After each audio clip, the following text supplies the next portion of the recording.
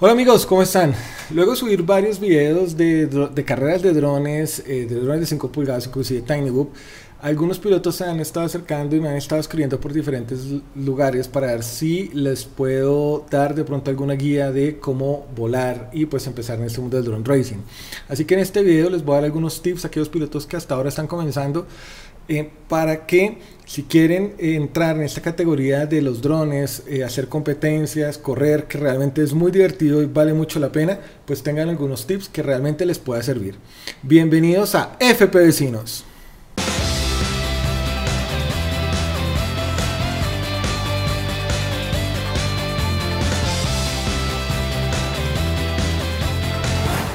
Antes que nada, no se les olvide por favor suscribirse a este canal. Recuerden que aquí estoy sacando constantemente contenido de FP en español, simplemente acerca de reviews, entrevistas, tips de otros pilotos para que esta comunidad siga creciendo. Gracias por su apoyo. Comencemos con qué es drone racing, y básicamente es poder realizar carreras de drones, obviamente con drones de 65 milímetros, TuckPick o drones de 5 pulgadas o inclusive más grandes. Usualmente lo que encontramos a nivel de competencias son drones de 65-75 milímetros que son los TuckPick, 1S o máximo tal vez de pronto 2S, y ya en el caso de drones grandes pues el estándar digamos de competencia son drones de 5 pulgadas. Entonces los tips que les voy a dar básicamente aplican de manera general para todos. Obviamente existen diferencias dependiendo en algunos casos el tamaño del dron, pero pues la idea es que con estos tips pueden empezar a practicar y así de pronto puedan aprender y desarrollar algunas habilidades que de pronto van a necesitar para poder competir. Así que comencemos. Primera habilidad, lo primero que tienen que aprender a desarrollar es simplemente aprender a ajustar los rates para los drones de carreras. Usualmente cuando armamos un dron e instalamos Betaflight por primera vez dentro de nuestro dron, lo que vamos a ver es que los rates del dron o de Betaflight suelen ser un poco altos porque obviamente lo que se busca es tener algunos rates que sirvan de pronto para todo, ¿no? Para freestyle, para cinemático, inclusive drone racing.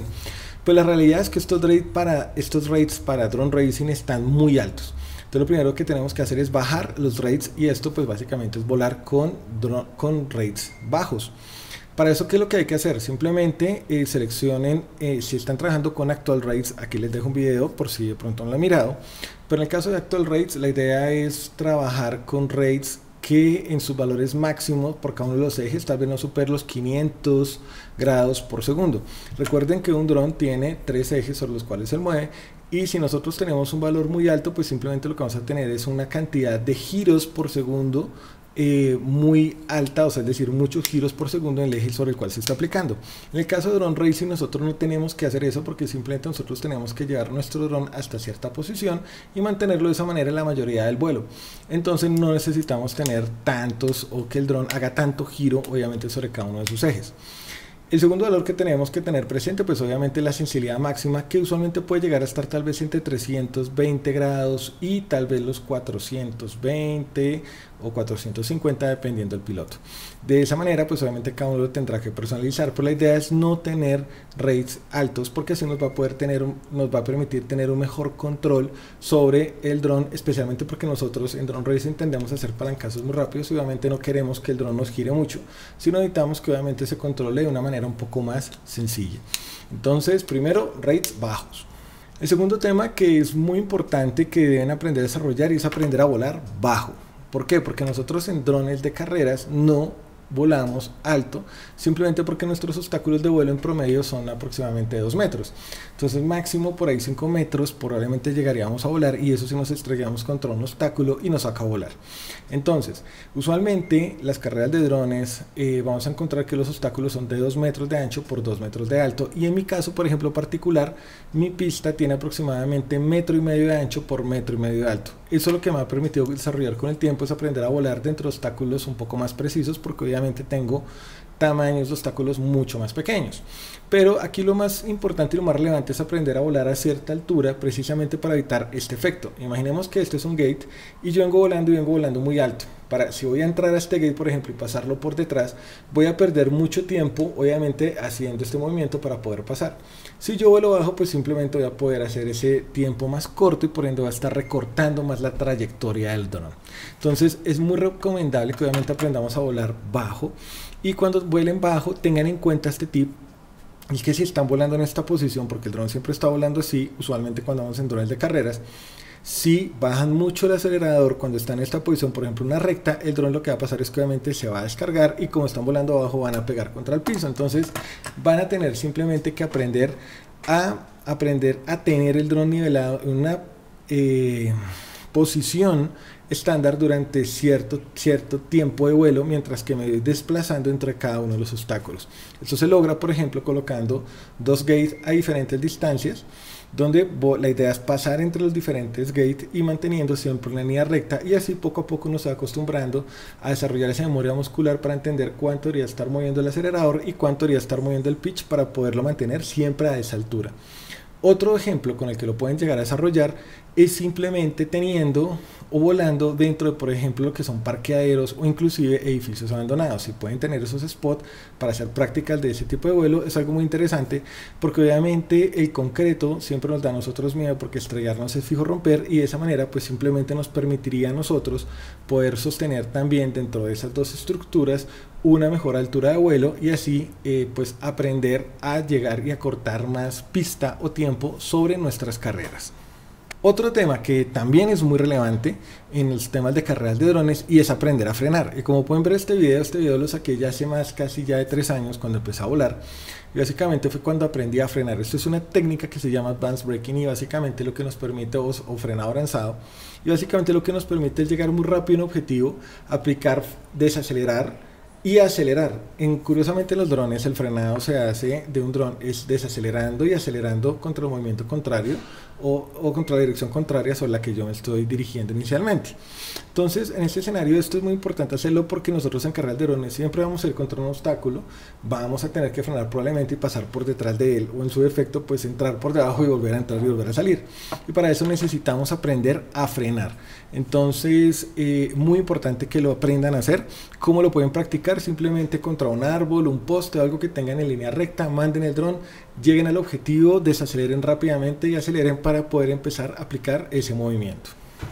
Otro punto que también es muy importante en la parte de drones, que combina un poco con el Advanced Braking, y es simplemente la anticipación a nuestros objetivos. ¿Y qué es la anticipación? Pues básicamente, imaginemos que este es un gate, yo vengo rápidamente con mi dron, y cuando voy a llegar al objetivo, lo que yo debería hacer es girar desde este punto y entrar y acelerar para entrar al objetivo, y no pasar el objetivo, frenar por acá y pasar. Obviamente esto lo que nos ayuda es a recortar tiempo en pista, y la anticipación solamente se logra con mucho trabajo, con mucho práctica, y obviamente mucho desarrollo de memoria muscular para entender cuánto yo debería frenar y volver a acelerar dependiendo de la velocidad a la que voy.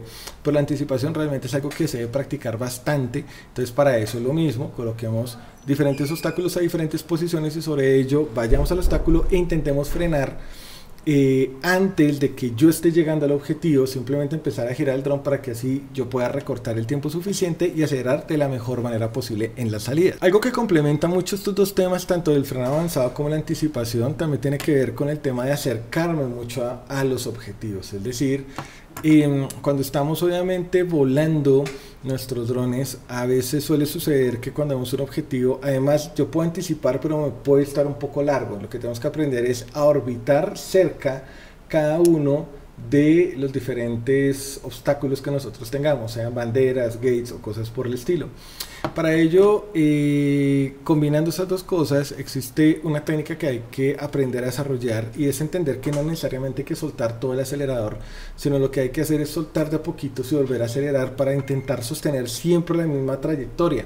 Y esto sucede especialmente cuando queremos mantener el dron nivelado a cierta altura, o inclusive cuando lo quiero llevar siempre sobre la misma trayectoria sobre un objeto. Entonces es una táctica o una técnica que hay que aprender a desarrollar para aprender a sostener y a mantener el vuelo nivelado siempre sobre ciertos objetos. Entonces, mucha práctica para ello. Por último, y obviamente sin menospreciar, el dron que utilicemos, pues ojalá obviamente sea un dron de racing, pero eso no significa que yo no pueda volar con un dron de freestyle. Una carrera de por sí se puede hacer sin problema, y así yo volé mis primeras carreras con drones de freestyle.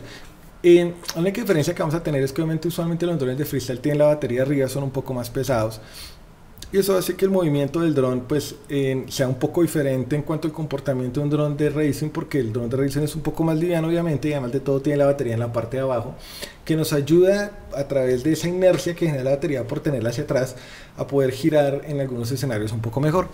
Pero pues simplemente por eso no se vayan a varar. Si de momento no tienen obviamente un dron, un frame, por ejemplo, particularmente para freestyle, no importa, pueden volar con drone racing. Igual eso les va a servir mucho para entrenar, para poder aprender a desarrollar esa memoria muscular que es muy necesaria para el drone racing.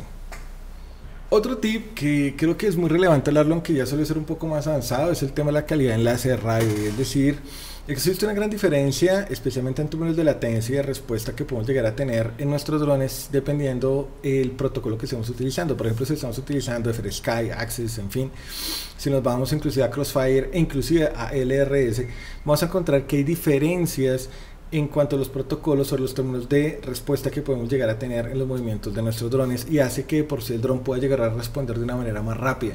En el caso tal vez de freestyle, y yo no lo he probado personalmente, pero creo que tal vez el impacto es menor como en el caso de drone racing, porque obviamente en drone racing nos estamos moviendo de una manera mucho más agresiva en términos de en menor tiempo, porque pues obviamente las pistas son 15 o 20 segundos haciendo muchos movimientos para poderla recorrer. Entonces en ese sentido es importante tener presente el protocolo que obviamente están usando, y si están usando uno de baja latencia o bueno de alta latencia, como puede ser por ejemplo FrSky o FlySky, y se pasan a un Crossfire o un LRS, se van a dar cuenta de esa diferencia, especialmente en los movimientos. En el caso particular, inclusive con el LRS, hace poco salió la nueva versión del LRS donde sacó un modo particular para RS muy alta o muy baja latencia, donde los movimientos son casi una respuesta inmediata, y eso se puede complementar inclusive aún más con Betaflight 4.3, en el cual se pueden hacer ajustes particulares para la velocidad de respuesta acorde a la frecuencia en la cual el receptor está trabajando. Entonces eso puede aplicar para todos, en ese caso particular del de FrSky, FlySky o Crossfire.